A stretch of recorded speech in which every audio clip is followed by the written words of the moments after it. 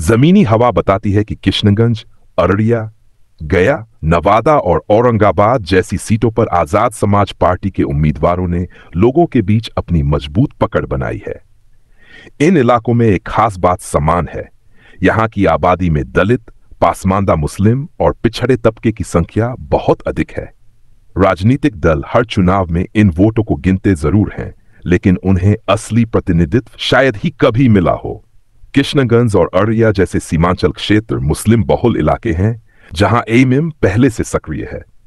वहीं आजाद समाज पार्टी का प्रवेश इन इलाकों में दलित मुस्लिम गठजोड़ की नई ऊर्जा लेकर आया है। यहां युवाओं और पहली बार वोट डालने वालों के बीच बदला हुआ चेहरा चाहिए वाली सोच तेजी से बढ़ रही है।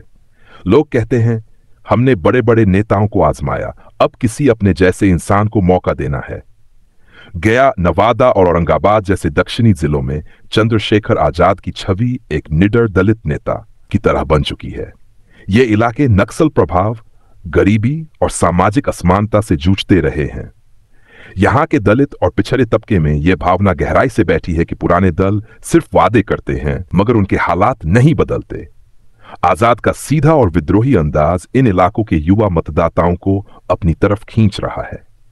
यही वजह है कि आज इन सीटों पर आजाद समाज पार्टी के प्रत्याशी पारंपरिक समीकरणों को तोड़ रहे हैं। ग्रामीण क्षेत्रों में बहुजन मुस्लिम एकता की लहर धीरे धीरे दिखने लगी है। लोग अब जाति या धर्म के नाम पर बदलने की जगह रिप्रेजेंटेशन और इज्जत की बात करने लगे हैं। राजनीतिक विश्लेषकों का मानना है कि अगर यह वोट एक दिशा में गया तो इन 5 जिलों में से 3 या 4 सीटें आजाद समाज पार्टी के खाते में जा सकती हैं।